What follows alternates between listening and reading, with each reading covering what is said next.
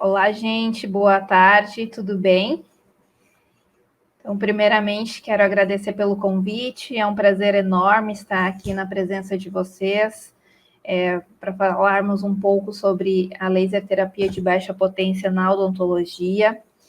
Eu sou a Juliana Sganzerla, sou docente da Universidade de Gurupi, mestre em estomatologia e doutoranda em odontologia.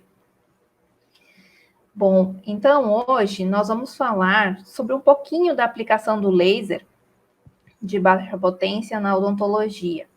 O laser, ele é relativamente uma área, né, uma especialidade da odontologia que é recente, né? A partir de 2008 foi quando o Conselho Federal de Odontologia permitiu, né, divulgou através, então, de uma resolução que o cirurgião dentista teria competência, né, poderia, né, dentro do seu rol de atividades, de atuações, de áreas de atuação, ele poderia, então, também estar trabalhando com o laser. A partir daí, então, diversas habilitações foram abertas pelo país. Hoje nós ainda não temos a laser terapia como especialidade da odontologia, mas sim como uma habilitação.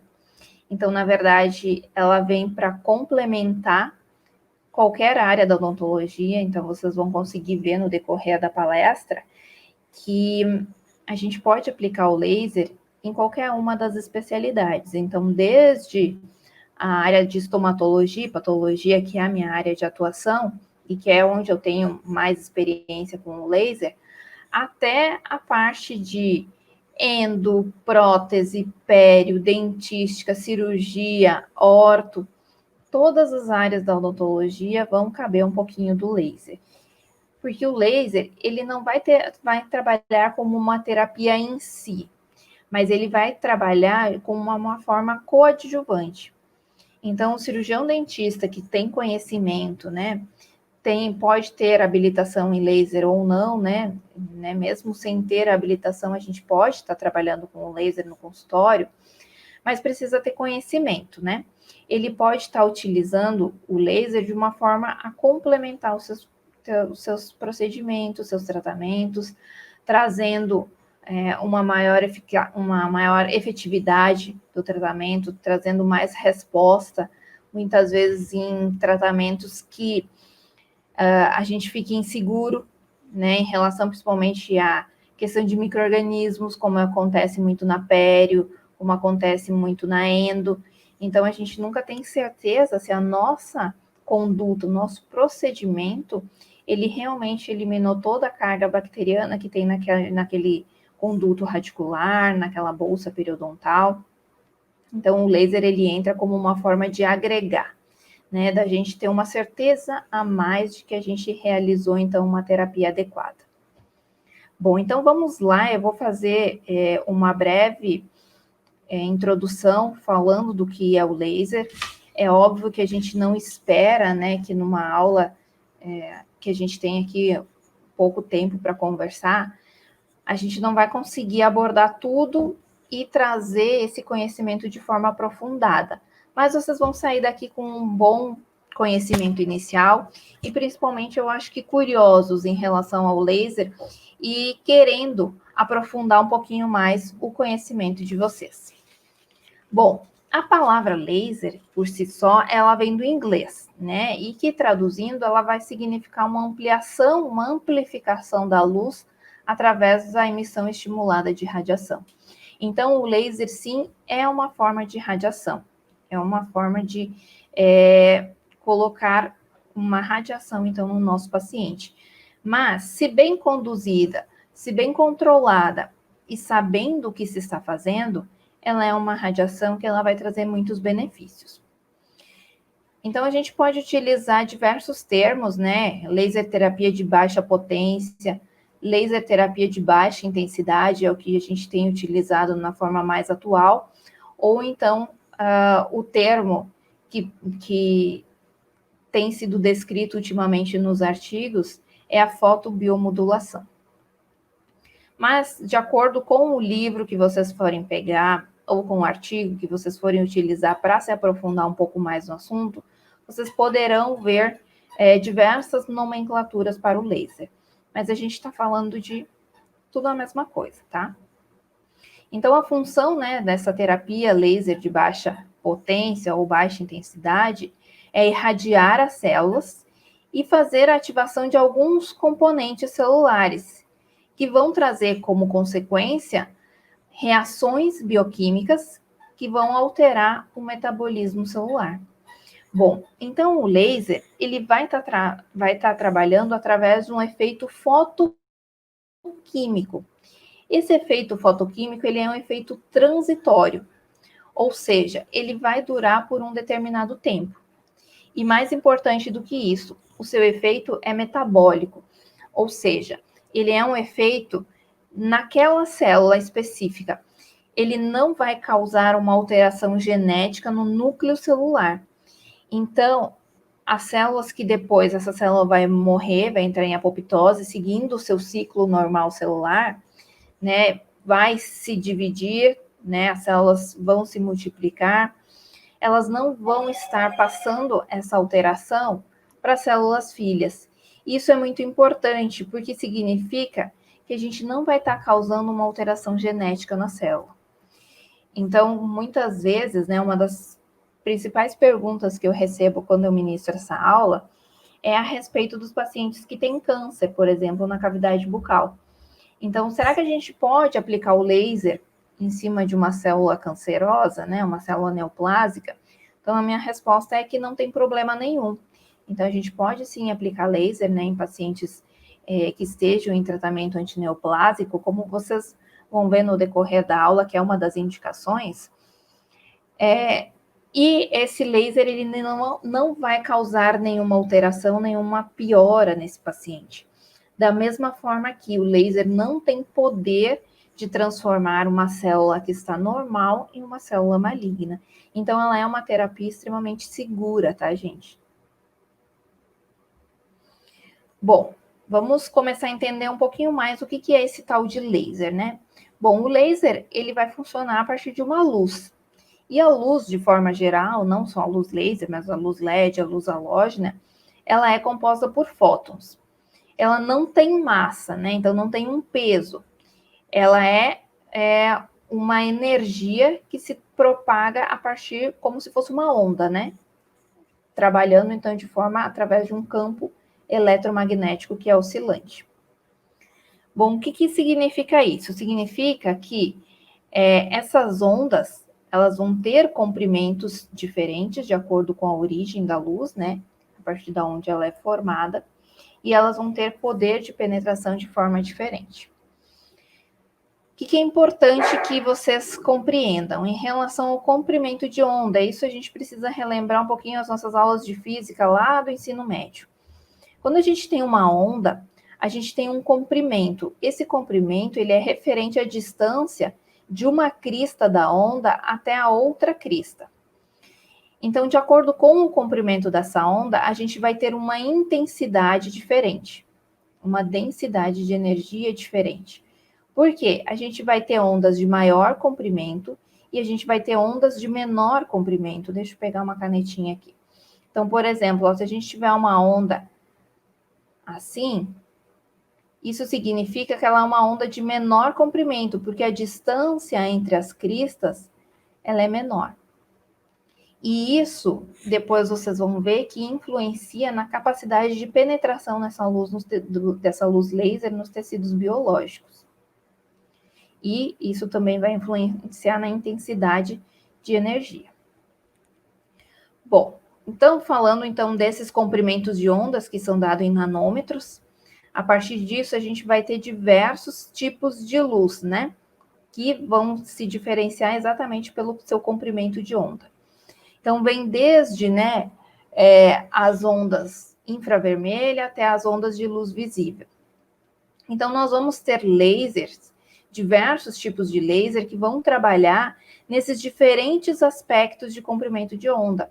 Então, por isso que a gente tem laser de CO2, por exemplo, então, que são geralmente os lasers considerados de alta potência, então são aqueles lasers que têm um comprimento de onda maior.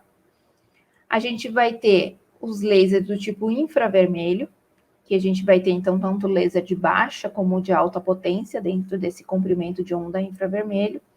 E nós temos os lasers que estão dentro do espectro de luz visível. Então, a gente enxerga a luz que sai da ponteira do laser e vai, então, para a cavidade bucal do nosso paciente, né? Para onde a gente está querendo irradiar. De acordo com esse comprimento de onda, o laser ele vai ter uma luz específica. Então, a gente trabalha com laser de luz violeta, com laser de luz vermelha, né, com laser que tem esse comprimento de onda infravermelho em que a gente não enxerga. Mas, principalmente, o que a gente utiliza em odontologia é os que ficam nessa faixa aqui, né, comprimento de onda vermelho e um pouco do infravermelho, mas ainda numa faixa muito pequena do infravermelho, porque a gente está falando de laser de baixa intensidade. A gente não vai falar hoje aqui de laser de alta intensidade, ou também chamado de alta potência. Que são aqueles lasers utilizados principalmente para cirurgia, por exemplo, para vocês terem uma ideia. Bom, como é que o laser vai interagir com os nossos tecidos biológicos? Vai ser a partir de substâncias, né, que estão dentro dos nossos tecidos, chamadas de cromóforos. Esses cromóforos são substâncias, eu não diria substâncias, né, mas são estruturas do nosso tecido, e isso a gente pode estar falando de mucosa, a gente pode estar falando de tecido duro, pode estar falando de tecido conjuntivo, tecido epitelial, enfim, são estruturas que estão dentro desses tecidos e que vão conseguir receber a onda, a luz, né, a irradiação do laser a partir de um comprimento de onda específico. Então, se a gente está trabalhando com laser, a gente precisa saber aonde é que a gente quer chegar. Qual é o tecido que eu quero irradiar? Qual é a patologia que eu quero tratar do meu paciente? Né? Eu vou trabalhar, eu estou tratando uma lesão que é em tecido epitelial, eu estou tratando uma lesão que é em tecido muscular, ou eu estou tratando uma lesão que é em tecido ósseo, por exemplo. Bom, então, de acordo com a região da cavidade bucal do meu paciente que eu quero irradiar, eu vou ter nessa região cromóforos específicos, que são estruturas normais, fisiológicas do tecido, mas que vão precisar de um comprimento de onda específico para poderem ser ativadas. Certo, gente? Depois a gente conversa se vocês ficaram com alguma dúvida em relação a isso, tá? Então, ó, de acordo, por exemplo, né, a gente está trabalhando em um tecido que seja rico em proteína, que é um cromóforo específico. Qual é o comprimento de onda que ele vai conseguir adquirir? Vai conseguir absorver? São lasers que têm um comprimento de onda menor. Agora, se a gente está trabalhando em tecido duro, né, rico em hidroxiapatita, que é um cromóforo com capacidade de absorção da luz, a gente vai precisar estar trabalhando num comprimento de onda maior. E para isso a gente vai ter um tipo de laser específico. Então a gente tem diversos tipos de laser no mercado. Bom, então em relação às propriedades do laser, a gente pode dizer que são 3 as principais, tá? Então os lasers eles vão ser uma luz que tem coerência, tem monocromaticidade e são direcionais e colimadas. O que significa falar isso? Bom, quando a gente fala em coerência, a gente está falando que esse laser ele tem fótons de mesmo comprimento de onda que se propagam na mesma direção e que vibram na mesma taxa. Ou seja, são ondas que se propagam de forma perfeita, paralelas entre si. Então, a gente tem uma luz muito direcionada no laser. Se a gente comparar com uma luz halógena, a gente vê que esse comprimento de onda ele é um pouquinho bagunçado. Monocromaticidade. Bom, isso significa dizer que o laser vai ser composto de fótons que têm o mesmo comprimento de onda e também uma única cor. Então, a gente vai ter um laser vermelho, laser violeta, laser amarelo, laser azul, como eu mostrei para vocês anteriormente, né? Naquela escala, então, de acordo com o comprimento de onda, ele vai ter uma coloração específica. E eles são unidirecionais, ou seja, são colimados. Esse laser, ele se propaga em forma retilínea. Essa luz, né, essas ondas eletromagnéticas, elas se propagam de forma retilínea, enquanto uma luz halógena, né, como exemplo aqui a gente tem uma lanterna, é uma luz que se difunde, ela é difusa, ela se espalha. Isso é extremamente importante, né, no laser, porque quando a gente está irradiando uma determinada região, a gente não quer irradiar a boca toda do paciente. A gente quer que a luz seja direcionada exatamente para aquele lugar específico que a gente está tratando. Por quê? Porque daí a gente tem a certeza que aquele local vai receber uma energia suficiente para que eu consiga ter os efeitos biológicos, os efeitos daquela célula. Como é que são esses efeitos, né? Já me adiantando um pouquinho no assunto. Quando a gente tem a irradiação de uma célula, a gente tem uma produção maior de ATP por essas células. Então, lembrando lá da bioquímica, né? A gente promove que essa célula produza mais ATP. O que é ATP? A adenosina trifosfato, que é uma forma, então, de energia da célula. Bom, quando essa célula tem mais energia, significa que ela consegue ter as suas propriedades elevadas ao máximo. Então, a dose que a gente vai aplicar do laser sobre aquela célula vai levar ela até o seu máximo de efetividade, vai levar ela até o seu máximo de atividade celular. No entanto, chega um momento que ela chega num platô. Então, a gente eleva aquela atividade celular até o momento que chega um nível máximo, aquela célula não pode ser exigida mais do que aquilo. E aí, depois disso, ela começa a declinar. Se a gente continuar dando energia, chega uma hora que ao invés da célula ficar ativada, ela vai ficar desativada. E isso é bom e é ruim, depende do que a gente está querendo fazer. Se a gente está querendo ativar aquelas células ou se a gente está querendo desativar aquelas células. Então, é muito importante que a gente entenda o funcionamento básico desse laser e siga, né, os protocolos que são determinados em diversas pesquisas. Normalmente, quando a gente compra o aparelho do laser, já vem os protocolos juntos, mas não basta a gente ler o protocolo e sair aplicando sem conhecer o que a gente está fazendo, né? A gente precisa ter conhecimento. Até porque, assim, esses protocolos, eles mudam, né, gente? A gente não pode ficar achando que aquele protocolo será eterno. Porque a pesquisa com laser, ela não para. A pesquisa com laser, ela está sempre evoluindo. Então, a gente está sempre procurando novos protocolos que sejam melhores. Até porque ainda tem algumas divergências na literatura em relação à real eficácia do laser, né? Porque devido à complexidade do entendimento do funcionamento do laser, devido a essas especificidades, esses detalhes, né? Em relação principalmente à questão de dosagem, né? De radiação que a gente aplica sobre um determinado tecido, e também por uma falta ainda de desconhecimento do processo total que envolve, né, todo esse processo químico, né, fotoquímico que ocorre com o laser sobre os tecidos, a gente ainda tem resultados divergentes na literatura, né? Ainda tem estudos que não têm qualidade suficiente e tem estudos muito bem desenvolvidos também. Então, isso faz com que a gente tenha essa divergência. Tem estudos que mostram sim que ele foi eficaz, tem estudos que dizem que não. Então, por isso que a gente precisa sempre estar se atualizando em relação aos protocolos e, além disso, verificar a qualidade dos artigos, né, a qualidade metodológica, a qualidade científica dos artigos que foram publicados, para ver se aquele protocolo realmente ele é condizente, se ele é correto e se ele vai funcionar no meu paciente. E como é que a gente vai saber se um estudo tem qualidade ou não? Bom, primeiro a gente precisa conhecer, né? A gente precisa ter entendimento de como é que o laser funciona.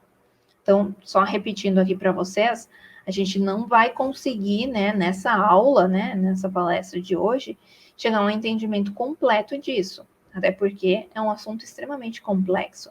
Mas a intenção é que vocês tenham um mínimo entendimento para que desperte a curiosidade de vocês, para que vocês venham a buscar mais no decorrer das demais oportunidades que daqui a pouco a gente vai ter, até dentro da própria universidade. Bom, já falei para vocês que nós temos laser de baixa e de alta potência, né? Hoje a gente vai falar, então, sobre os lasers de baixa. Importante, tá, gente? O laser, ele não tem efeito térmico, então ele não aquece o tecido. Ele vai ter efeitos em nível celular e molecular, então nível de molécula e nível de célula, mas não em nível de núcleo celular, então não vai ter uma alteração genética da célula. Ele atua aumentando a atividade de proliferação celular e causando, então, mudanças na atividade fisiológica das células que são excitáveis. Ou seja, ele é seletivo, gente. Por quê? Porque de acordo com aquele comprimento de onda que a gente está trabalhando naquele tecido específico, não são todas as células que vão ficar ativadas, que vão ser excitadas por aquela terapia laser, né? Por aquela luz, por aquela irradiação. Por quê? Porque cada célula precisa de um comprimento de onda, os cromóforos, lembra? Eles precisam de um comprimento de onda específico. Então, por exemplo, eu vou estar trabalhando na região de maxila, ou de mandíbula, sei lá, mandíbula, vamos falar em mandíbula. Mas eu estou tratando de uma lesão que está em epitélio. Então, eu vou utilizar um comprimento de onda específico para epitélio. Mas a gente sabe que embaixo do epitélio tem tecido conjuntivo, embaixo do tecido conjuntivo tem tecido ósseo. Isso significa que eu vou ativar tudo? O meu tecido conjuntivo, o meu tecido ósseo também? Não, porque o comprimento de onda que eu estou utilizando, ele é específico para tecido epitelial. Então, as minhas células demais que estão ali envolvidas naquele campo de irradiação, elas não vão estar sendo ativadas pela minha radiação, certo? E também porque, de acordo com o comprimento de onda, a gente vai ter um nível de penetração no tecido de forma diferente. Daqui a pouco eu já vou mostrar uma foto para vocês que vai ficar mais claro isso. Bom, o que mais que o laser de baixa potência vai fazer? Ele vai fazer mudanças fotoquímicas e fotofísicas em fotorreceptores. Então, vejam que é tudo ligado à luz. A gente precisa de receptores que sejam sensíveis à luz para que a gente tenha, então, uma ativação física e química daquela célula. Então, das organelas, né, que estão no interior daquelas células, mais especificamente as mitocôndrias. Levando, então, ao aumento da produção de ATP. Já falei isso para vocês, né? Então, vai levar essa célula ao seu nível máximo de produtividade, digamos assim. Com isso, a gente consegue diversas ações, né? Como analgesia. Então, analgesia, o paciente para de sentir dor. Então, ele desativa aqueles receptores dolorosos. Então, onde o paciente estava sentindo dor, não vai mais sentir. A gente consegue fazer uma biomodulação tecidual, ou seja, aquele tecido, ele começa, ele pode cicatrizar, se houver necessidade de cicatrização, ele consegue ter uma regeneração, então isso tudo é uma biomodulação tecidual. A gente trabalha a nível de tecido. E a gente consegue modular o processo inflamatório. Então, normalmente, até vou comentar depois, né, que o laser é anti-inflamatório. Na verdade, talvez não seria exatamente esse o termo adequado, tá? Na verdade, seria uma modulação da inflamação. Ou seja, de acordo com a intensidade de energia que a gente está aplicando, com a dose de energia que a gente está aplicando naquele local, a gente pode ter uma ativação daquele processo inflamatório, que pode ser interessante, dependendo do que eu quero, ou eu posso ter uma inativação daquelas células inflamatórias que estão naquele local, que também pode ser interessante, dependendo do que eu estou buscando, né? Dependendo da forma que eu estou querendo tratar aquela patologia. Muito importante, tá? O laser de baixa potência, ele não remove tecido, ele não é um laser cirúrgico. E ele vai trabalhar como coadjuvante aos procedimentos convencionais. Então, ele nunca vai ser uma terapia isolada, exceto em algumas situações específicas que eu vou mostrar para vocês, principalmente na área de patologia. Mas nas demais áreas da odontologia, como, por exemplo, endo, dentística, cirurgia, ele vai tratar periodontia, né, que se usa muito, ele vai estar sendo utilizado como um coadjuvante. Ou seja, a terapia tradicional, ela vai continuar a ser executada. E o laser, ele entra como uma terapia adicional, para que a gente tenha um melhor resultado do nosso tratamento.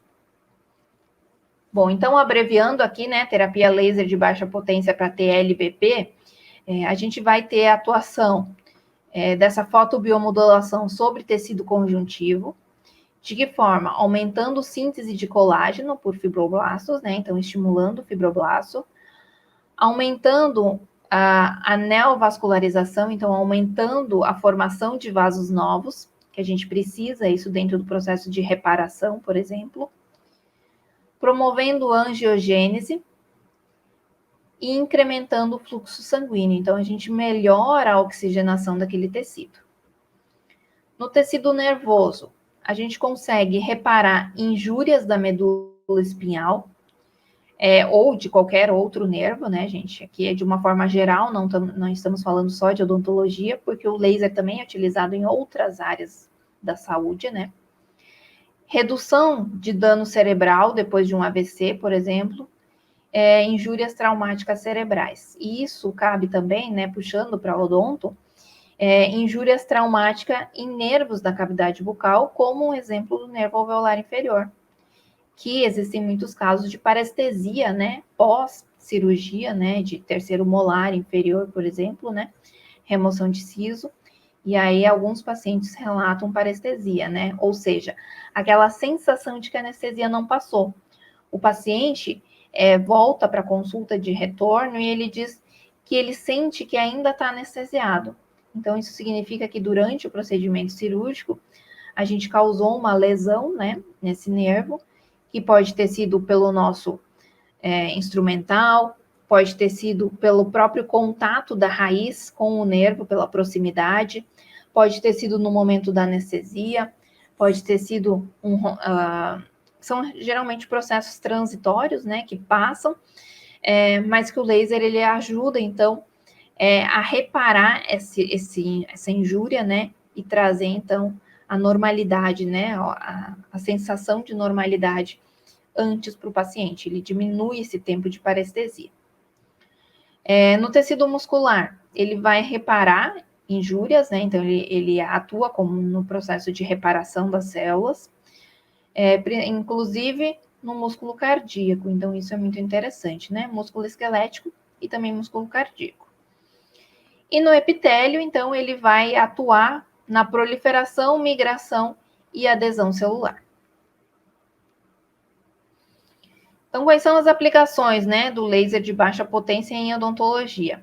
A gente vai falar de algumas delas, não todas, tá? Alguns exemplos eu vou trazer para vocês. Então, desordens musculares, de cabeça e pescoço, parestesia, já falei, né? Pericoronarite, então aquelas infecções, né, na região de terceiro molar, né, associado a um dente que está em fase de erupção, então a nível gengival. Pós-operatório cirúrgico, ele melhora muito o pós-operatório, auxilia o processo de cicatrização e reparo, traz um pós-operatório com menos edema. Na quelite angular, então, aquele paciente com lesões, né, na região de comissura, por causa de cândida, né, de fungo nessa região, então ele auxilia eliminando esse fungo e auxiliando no processo de reparação. Trismo, então a fisioterapia acaba utilizando muito para trismo também, né, não só odontologia, então trabalhando a nível de músculos, né, da mastigação. Aqui a gente está falando a mesma coisa, tá? Essa abreviação aqui é só porque está em inglês, mas é terapia laser de baixa potência. Então, de forma coadjuvante, né, ao tratamento básico periodontal, de forma coadjuvante nas dentística restauradora, inclusive tratando, auxiliando no tratamento de hipersensibilidade dentinária. Coadjuvante ao tratamento endodôntico, então auxiliando, né, na remoção de bactérias dentro do canal da câmara pulpar. Depois de clareamento dental, então entra, né, nessa questão de hipersensibilidade, diminuindo a hipersensibilidade pós-clareamento. Em aftas, não aquelas úlceras aftosas recorrentes, auxilia na cicatrização. Em disfunções da articulação temporomandibular, então principalmente relacionada à dor. Em lesões de herpes, então lesões de origem viral, né? Seja o herpes simples, labial, que é aquele recorrente, ou o herpes zoster, então auxilia também na cicatrização das lesões. Hipersensibilidade dentinária, já falei. Mucosite oral, vou mostrar um caso depois para vocês.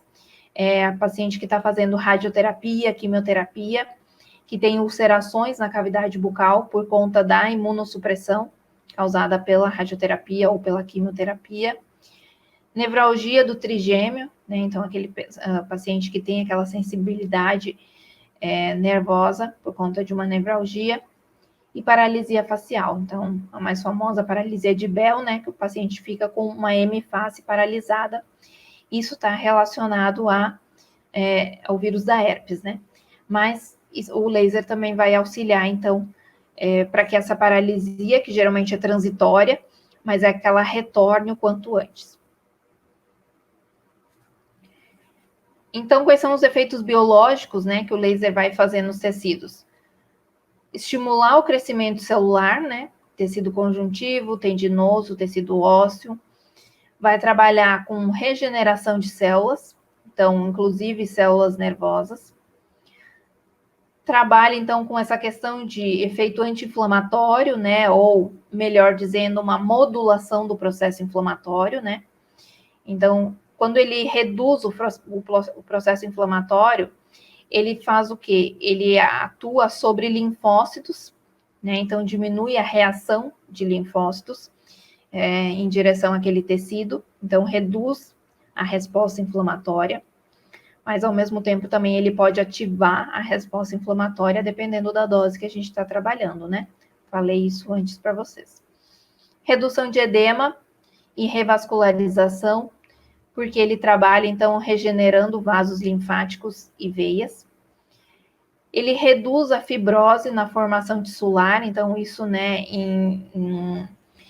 quem usa muito é a cirurgia plástica, né? Então, quando faz uma cirurgia plástica, para que não fique cicatriz, então os médicos cirurgiões plásticos utilizam muito o laser, por causa que quando a gente tem essa redução da fibrose, né, que é responsável pela marca que fica a cicatriz, a gente então tende a ter um processo de reparo daquele tecido com uma cicatriz menor ou até ausência de cicatriz. Estimula, então, a função nervosa, né, com aumento do potencial de ação nervoso. E com analgesia, né, então, redução da dor. Então, a partir da microcirculação local, né, então, aumentando o vaso sanguíneo naquela região, que faz com que haja uma eliminação de substâncias halógenas, né, então, principalmente prostaglandinas e outros metabólicos, que trabalham, então, estimulando, causando o processo de dor. Então, a gente tem uma redução dessas substâncias, né, até uma eliminação em alguns casos, e ainda com isso acaba tendo como consequência, né, uma diminuição de edema naquela região. Ele vai atuar também aumentando a síntese e liberação de opiáceos endógenos, então como a endorfina e a encefalina, que estão compostos em alguns medicamentos, né? Esses opiáceos. Então a gente tem medicações que são para analgesia que contêm opiáceos, mas a gente também tem eles de forma endógena, né, dentro do nosso corpo. Então a gente, com o laser, aumenta a síntese e liberação desses opiáceos. Então esse paciente ele tem uma redução do processo de dor. E em muitos casos a gente consegue a eliminação total. E aumento da síntese, então, de serotonina e prolactina, que também atuam com um efeito de analgésico. Então, de forma geral, né, o laser ele vai trabalhar com analgesia, biomodulação dos tecidos e com uma biomodulação do processo inflamatório, atuando principalmente como anti-inflamatório. Além disso, tem mais uma situação que eu não coloquei aqui nos slides, mas vou complementar para vocês, que é a questão de anestesia. Então, existe, né, uma forma da gente inativar a pulsação nervosa em um determinado nervo, em que a gente consegue anestesiar o nosso paciente somente usando laser e não utilizando anestésico. Isso é muito interessante, né? Porque tem algumas situações que a gente pode lançar a mão, então, do laser, em vez de utilizar um anestésico. Então, o paciente que tem algum problema sistêmico muito sério, por exemplo, né, que a gente não possa utilizar um anestésico local, a gente pode utilizar o laser. Não é tão utilizado, tá, gente? Eu acho que, na verdade, tem uma questão de falta de credibilidade, né? Eu acho que o dentista, ele fica com muito medo, né, de que o paciente sinta dor, e ele não confia ainda totalmente no laser, para essa questão de trabalhar com ele de forma a anestesiar o paciente. Mas já tem vários estudos comprovando que isso realmente acontece. Mas tem que saber utilizar o laser, né? Então, o tempo é bastante, assim, o tempo que a gente perde, né? Aplicando o laser naquela região para que a gente tenha um efeito anestésico. Então, acaba que, né, para a grande maioria das vezes, utilizar o anestésico comum acaba economizando o nosso tempo, né? E traz mais segurança para o dentista. Mas, a nível de conhecimento, eu acho que é interessante que você saiba. Bom, então, os efeitos clínicos do laser, eles vão depender da correta indicação do comprimento de onda. Então, a gente precisa saber para que cada comprimento de onda serve e indicar de forma correta. Então, óbvio que os protocolos que vêm junto com o aparelho são importantes, mas a gente precisa também saber, gente, porque tem situações que não estão no protocolo e, como eu falei já para vocês, os protocolos mudam e a gente precisa, quando a gente entende o funcionamento do laser e tem o conhecimento, né, do tecido, dessa interação entre o laser e o tecido, a gente mesmo pode desenvolver os nossos protocolos. Utilizar, então, protocolos de radiação adequados, com uma dosimetria, uma forma de entrega dessa energia, então, como que a gente vai aplicar esse laser? E com a frequência de tratamento adequada. O que é a frequência de tratamento? É quantas sessões de laser eu tenho que fazer no meu paciente. Porque não adianta, às vezes, eu fazer uma única sessão, que eu não vou ter resultado. Às vezes, eu preciso fazer mais do que uma. Então, de acordo com o comprimento de onda do tecido, do laser, a gente vai ter uma profundidade de ação, né, diferente. Então, aqui, ó, estou mostrando para vocês uma ponteira de laser aplicada sobre a superfície do tecido em um comprimento de onda vermelho. A gente tem, então, uma profundidade dessa luz, dessa irradiação em 1 centímetro dentro do tecido. Agora, se eu utilizar um comprimento de onda infravermelho, da mesma forma, em contato com a superfície do tecido, eu tenho uma penetração de luz no tecido maior. Então, ela vai passar desse 1 centímetro. Por isso que eu falei para vocês que depende do que eu quero atingir. Se eu quero atingir tecido ósseo numa região que tem muito tecido mole, talvez eu tenha que utilizar o comprimento de onda infravermelho para que eu consiga atingir aquela estrutura óssea, né? Agora, se eu estou num local em que eu quero atingir aquele tecido ósseo, mas ele está mais superficial, então eu posso utilizar um comprimento de onda vermelho. Então, é isso que depende, né? Por quê? Essas cores aqui, elas não são por acaso. Por que aqui está mais vermelho, aqui está mais cor-de-rosa, né? Uma cor mais clara. Porque aqui na superfície, a densidade de energia, a energia recebida por aquelas células vai ser maior. Então, eu tenho que pensar se o meu osso estiver aqui embaixo, por exemplo, né? Quanto de energia esse osso ele precisa receber? E para que ele receba essa quantidade de energia, quanto tempo eu vou ter que ficar irradiando? Porque aqui eu sei que nessa profundidade, a dose que vai chegar até aqui, ela é menor. Então, o tempo vai ter que ser, consequentemente, maior do que se eu tivesse querendo atingir uma célula, né, uma estrutura que estivesse mais na região superficial. Então, saber a anatomia é importante. E a forma de entrega? A forma de entrega é isso aqui, tá, gente? Então, como é que eu faço? Eu vou utilizar o laser distante da pele, né, ou da superfície do tecido, melhor dizendo, né, porque se for na boca vai ser mucosa. Eu vou utilizar ele encostado do tecido, ou eu vou utilizar ele pressionado no tecido, como está mostrando aqui no C. Bom, de acordo com a forma de entrega, eu também vou ter uma profundidade dessa luz, dessa irradiação de forma diferente. Então, da mesma forma, eu preciso saber onde é que eu quero chegar. Mas, normalmente, a gente vai trabalhar com uma forma padronizada de contato com o tecido. Por quê? Porque é assim que a maioria dos protocolos foram desenvolvidos. Porque se eu utilizar um protocolo que foi desenvolvido dessa forma, mas eu colocar a ponteira do laser pressionada sobre o tecido, eu vou ter uma entrega de energia diferente, uma entrega de radiação diferente. Então, aquele protocolo já não está sendo o mesmo, porque a forma que eu estou reproduzindo o protocolo não é a forma que ele foi pensado, que ele foi estudado, que ele foi testado.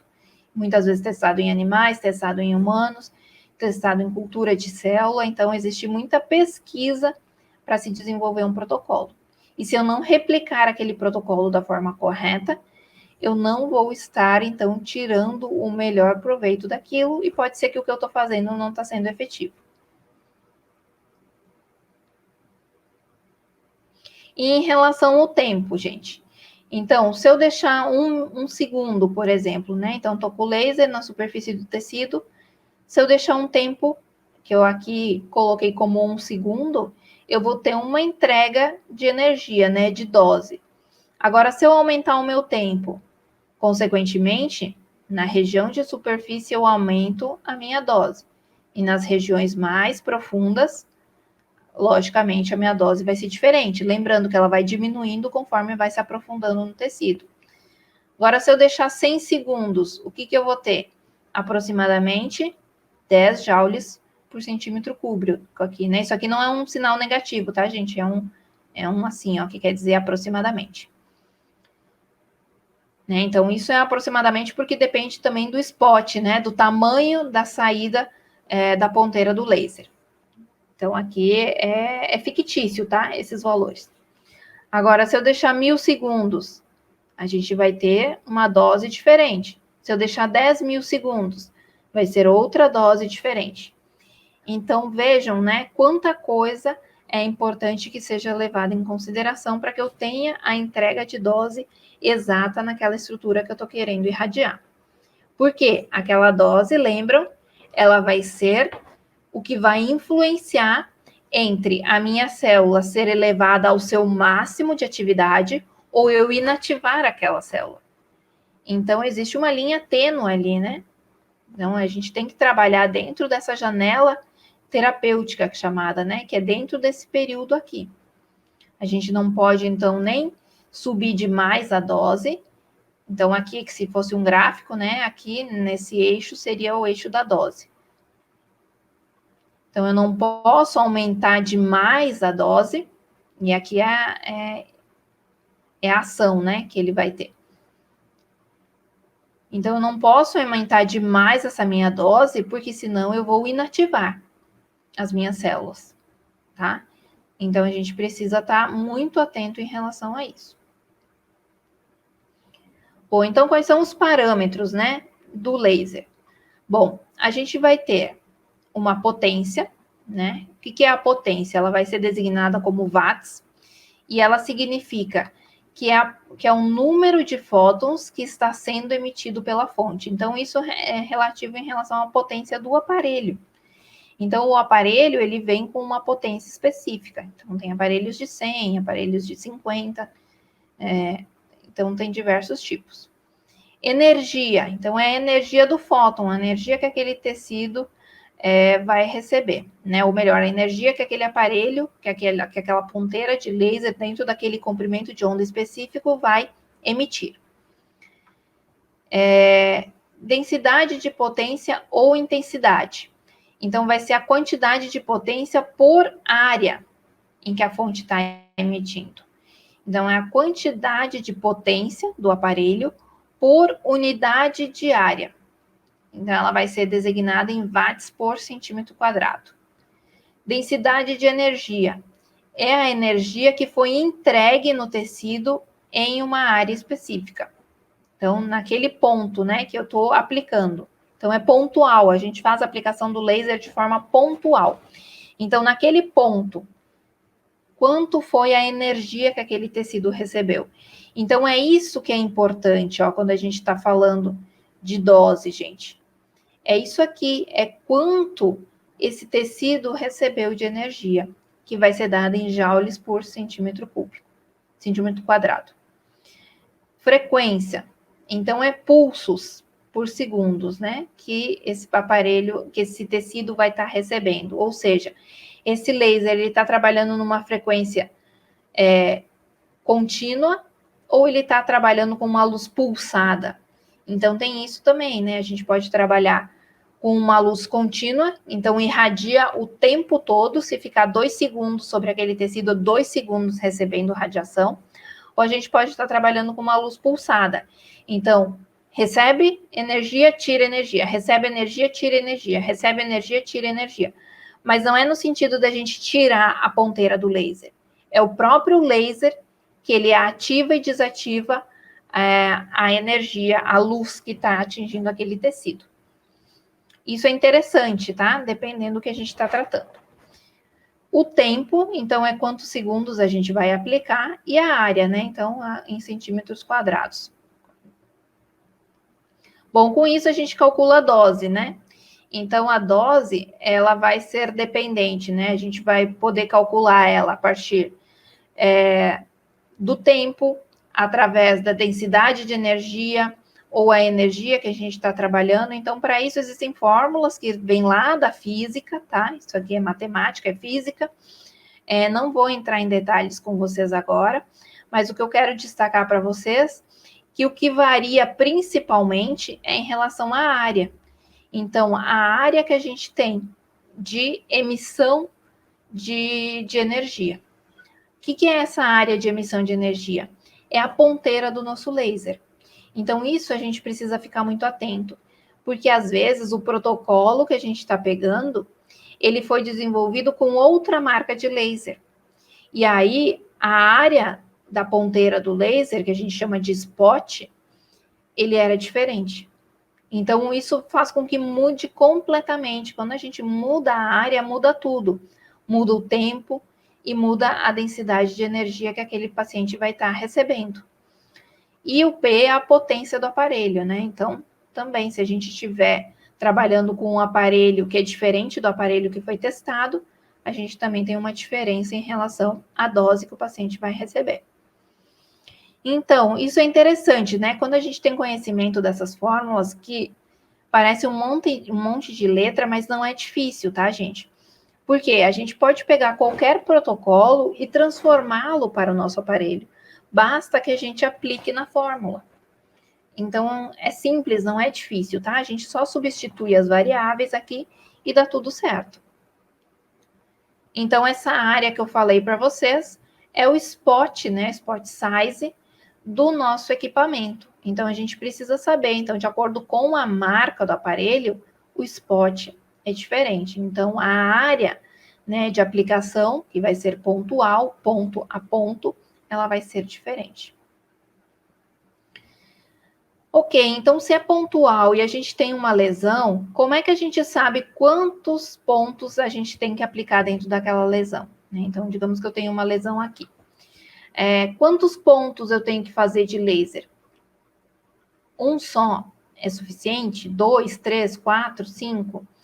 Bom, normalmente o que a gente preconiza é que um ponto seja afastado do outro 1 centímetro, tá? Essa é a distância, mais ou menos, que a maioria das literaturas trazem.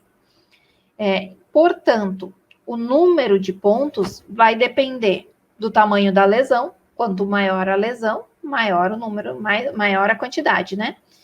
A potência utilizada. Por quê? Porque a gente tem que ver quanto de energia a gente precisa jogar naquela lesão. Então, se a gente utilizar uma energia maior, eu posso colocar um espaçamento maior. Entende? Então, eu não preciso colocar de 1 em 1 centímetro, eu posso colocar de 2 em 2, de repente. Então, vai depender da potência. A área do spot do laser. Então, quanto maior o spot, menor a quantidade de pontos. Qual é a dose que eu preciso aplicar naquela lesão? E se eu quero, então, ter um aumento dessa dose, né? Então, de acordo, às vezes, com a evolução do tratamento, eu preciso ir aumentando a dose, né? Sobre algumas lesões específicas. Então, no primeiro dia eu vou dar uma quantidade de pontos, no segundo dia eu vou dar outra quantidade, até porque se espera que as lesões, elas diminuam, né? Então, a gente espera que com o laser a gente tenha uma redução daquela lesão. E, portanto, a gente pode estar utilizando menos pontos. Mas se eu quero aumentar a dose, talvez eu mantenha, mesmo com a lesão menor, eu mantenha a mesma quantidade de pontos e com isso eu vou ter uma dose maior sobre aquela lesão. Então, tudo depende do que eu quero fazer. Bom, e de acordo com o comprimento de onda, que vai influenciar na cor do laser, né? Então, o comprimento de 280 a 320, né? Ele vai ficar nessa faixa de cor violeta. 320 a 400 também vai ficar numa faixa de cor violeta. Mas de acordo com o comprimento, e assim sucessivamente para as demais cores, né? Mas de acordo com o comprimento de onda, eu vou ter uma penetração no tecido em milímetros de forma diferente. Então, geralmente, né, na odontologia, a gente trabalha com os lasers vermelho e infravermelho, né? Então, aqui a gente está só vendo o espectro de luz visível. A gente não está vendo o infravermelho aqui. Então, aqui dentro do visível, a gente tem o vermelho, que é o que a gente mais utiliza. Então, ele consegue atingir em torno de 3 milímetros de profundidade. Se eu precisar atingir uma profundidade um pouco maior, então eu tenho que aumentar o comprimento de onda. Tem muitos aparelhos que permitem que a gente altere, então, esse comprimento de onda. E tem outros que já vêm com uma pré-definição. Mas, geralmente, eles vão ter mais do que um comprimento de onda, tá? Mas aí tem uns que a gente só troca, né? E tem outros que a gente consegue colocar exatamente o número que a gente quer. Bom, então agora eu vou mostrar para vocês alguns casos, tá? Então, esse aqui é um paciente, né, com mucosite. Então, isso aqui é um paciente que eu atendi, inclusive, é o meu nome aqui. É um paciente com mucosite por causa de tratamento com radioterapia. Então, se formam essas lesões ulceradas em mucosa, principalmente língua, mucosa jugal, lábio. E a gente, aqui o laser está desligado, tá? Para fotografia. Mas a gente, então, trata esses pacientes com o laser. Isso é muito interessante porque, com certeza, é uma das indicações do laser que mais está comprovado na literatura a sua eficácia. Então, já é protocolo, já é utilizado por diversos hospitais, já é uma coisa assim que nem precisa mais pesquisar, sabe? Já está estabelecido que sim, o laser funciona e não há mais discordância em relação a isso.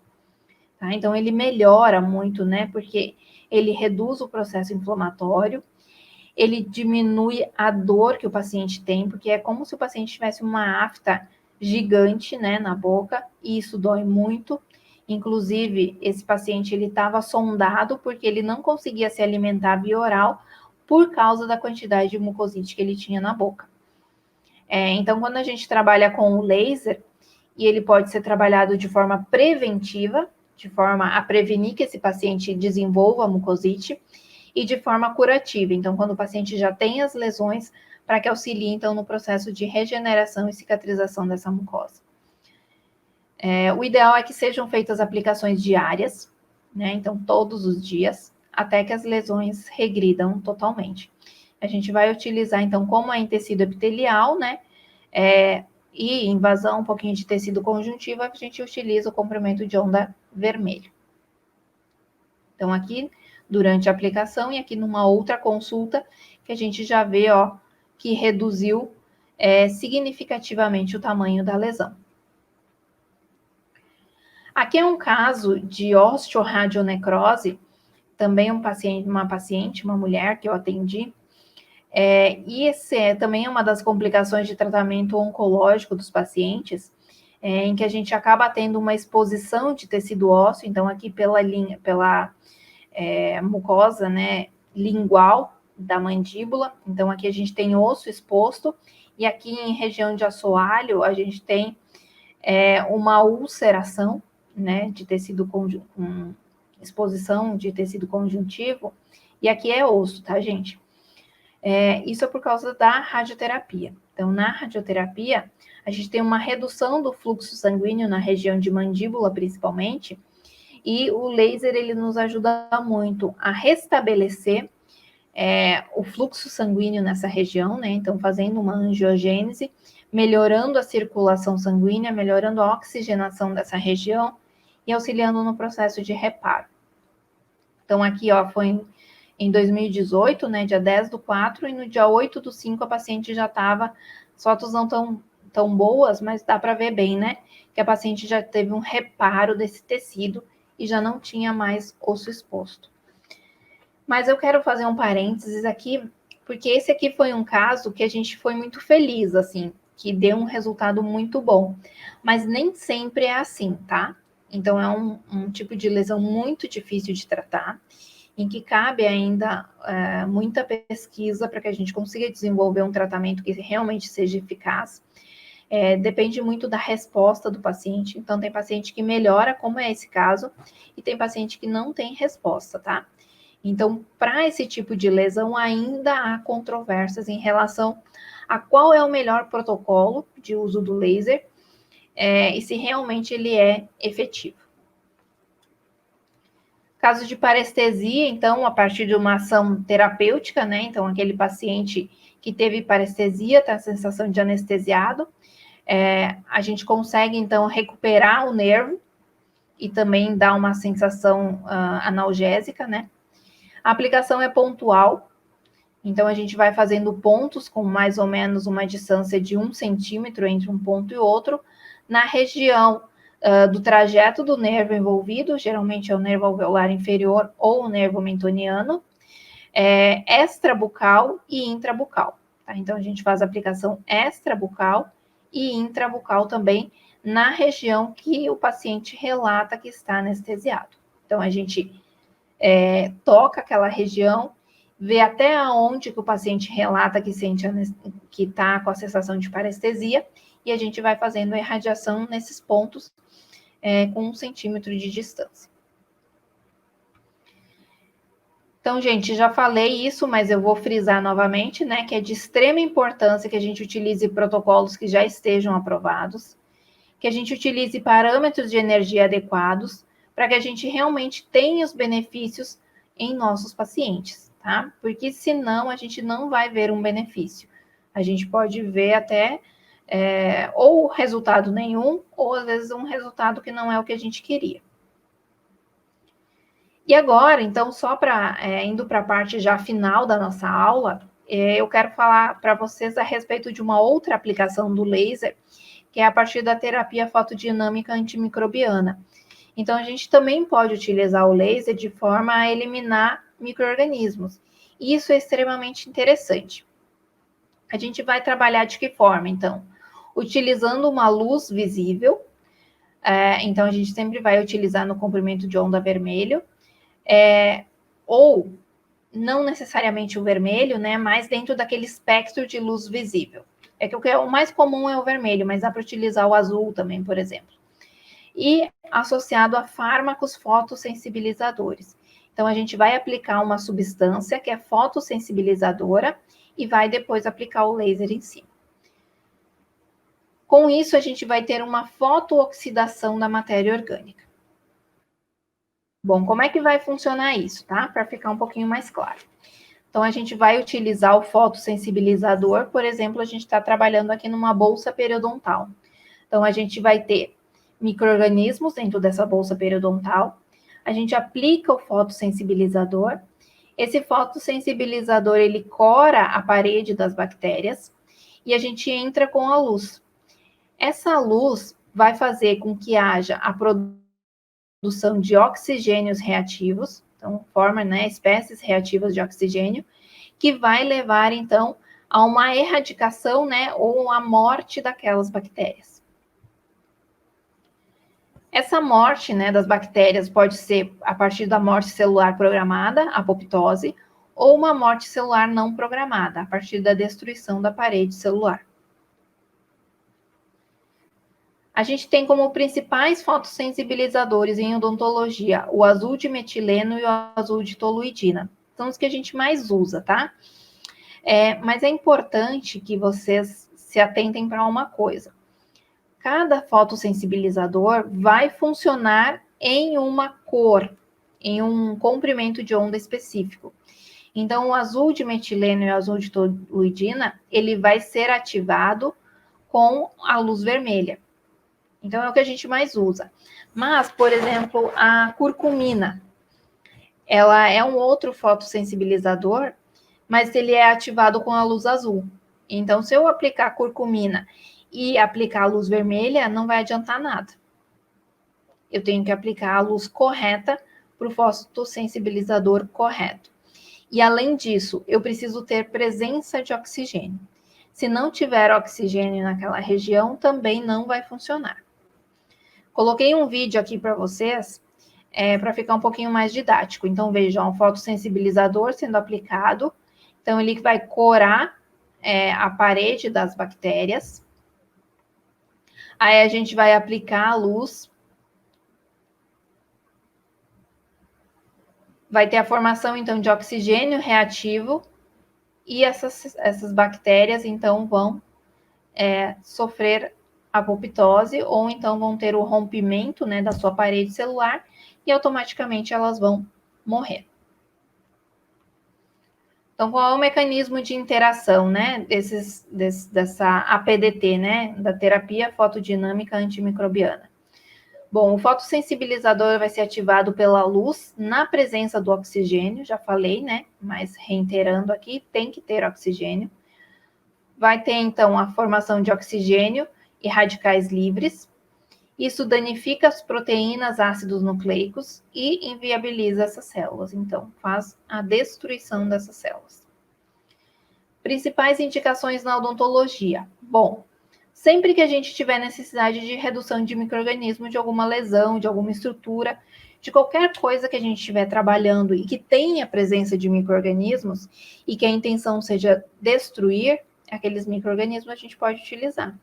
Então, seja na periodontia, na estomatologia, na dentística, antes de uma cirurgia, né, para reduzir carga microbiana num dente, por exemplo, né, a gente pode utilizar, isso melhora, né, no processo de recuperação daquele tecido. Em próteses, fazer descontaminação de prótese, na endo, também a gente pode utilizar. Então, vou falar um pouquinho sobre cada área de uma forma bem sucinta, tá? Então, na endodontia, a gente utiliza principalmente para infecção do sistema de canal radicular, e com isso a gente acaba erradicando as bactérias que vão causar infecções, né?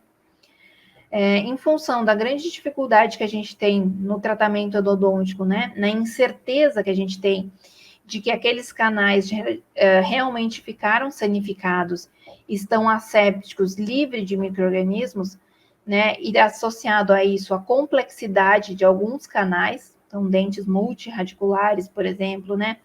Ou dentes que têm um canal muito sinuoso, muito curvo, a gente pode, então, lançar mão da terapia coadjuvante com a terapia fotodinâmica antimicrobiana, para nos dar uma certeza um pouquinho maior de que a gente conseguiu eliminar micro-organismo daquela região.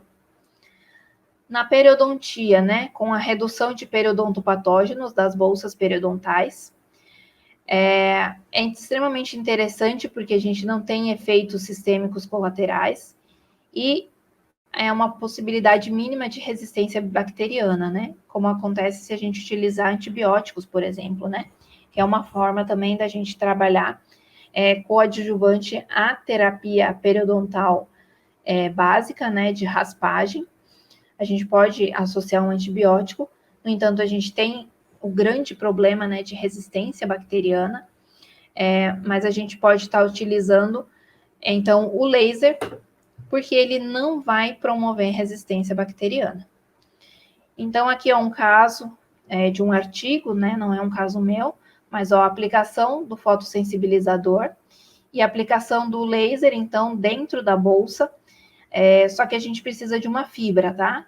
A gente vai precisar de uma fibra ótica para conseguir inserir essa ponteira lá dentro da bolsa. Não esquecendo que precisa ter oxigênio. Muitas vezes, bolsas profundas, né, periodontais, elas não têm oxigênio, porque a gente tem muitos micro-organismos anaeróbios, né? Então, a gente pode fazer uma irrigação prévia com água oxigenada, por exemplo. Ou, mais recente, tem a terapia de ozônio, que também pode ser utilizada. Como é que a gente faz, né? Então, ó, a raspagem tradicional. Então, aqui também é outro artigo, tá? Só para exemplificar. A gente vai fazer o tratamento periodontal tradicional, limpa a região, aplica o fotossensibilizador, deixa alguns minutos, tem que deixar pelo menos 5 minutos, tá? Remove o excesso, aplica, né, o laser a partir da fibra ótica acoplada na ponteira, então aplica a luz, às vezes pode sangrar, né, porque tem um processo inflamatório ocorrendo ali, limpa e depois a gente aguarda, né. Na estomatologia, a gente pode utilizar em lesões potencialmente malignas, né, também chamadas de lesões cancerizáveis, e em lesões malignas, né. No caso, lesões malignas não é tanto para nós da odonto, né, mas é para medicina. Mas eu vou mostrar alguns casos aqui só a nível de curiosidade. Então, aqui um caso de uma leucoplasia verrucosa. Então, vocês sabem que a leucoplasia verrucosa é uma leucoplasia com um alto potencial de transformação maligna, né? Então, aplicação, após algumas aplicações da terapia fotodinâmica antimicrobiana, e a gente teve uma remissão total da lesão. A mesma coisa aqui em mucosa jugal, após algumas aplicações, então a gente tem a redução total. Quantas aplicações, professora? Quantas forem necessárias, tá? Depende muito de uma lesão para outra, não tem um padrão. Aqui, ó, uma eritroplasia, então essas lesões avermelhadas, né, com alto potencial de malignidade também. Após algumas aplicações, tanto na imagem de cima como na imagem de baixo, ó, a gente vê uma redução significativa da lesão. Em lesões malignas, então, só a nível de curiosidade, né? Então, associado à cirurgia, tá? Então, o médico aqui, no caso, né, fez a cirurgia para remoção do tumor, mas ele associou também, então, com a terapia fotodinâmica para fazer a remoção de células neoplásicas que ficaram, porque quando foi feita a remoção do tumor, não se conseguiu remover as células na sua totalidade. Então, a gente tinha uma margem positiva, que a gente chama da lesão, né? Que ficaram células neoplásicas no tecido, no lábio do paciente aqui. Então, associou com a terapia fotodinâmica para ter aquela redução. E esse outro caso aqui, então, antes do PDT, né? Então, um paciente com um carcinoma em região de assoalho de boca, e depois da aplicação do PDT, então, a lesão regrediu. Obviamente que isso aqui foi associado com cirurgia, tá, gente? Ele não resolve por si só.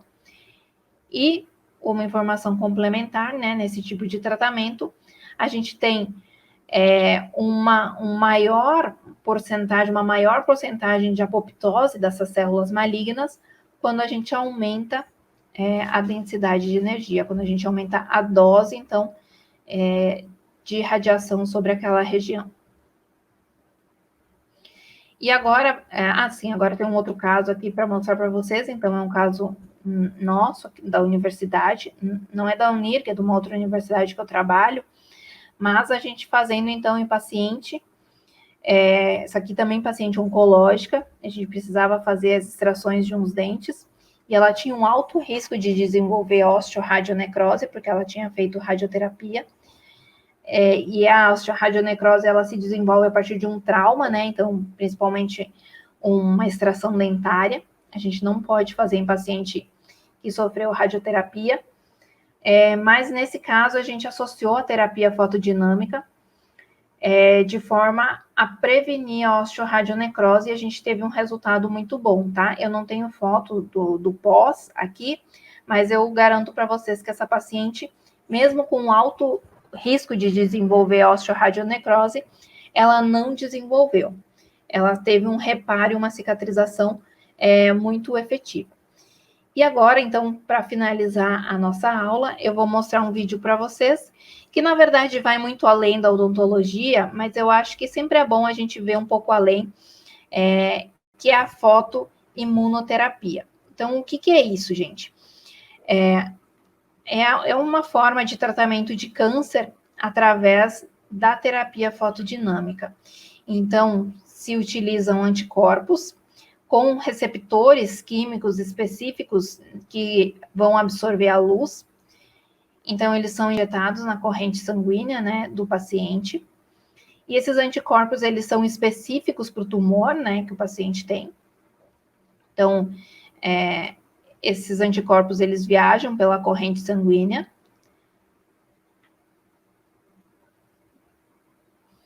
Até chegar na superfície do tumor, e aí nesse tumor vão ter receptores que vão se encontrar, vão se encaixar perfeitamente com esses anticorpos, né?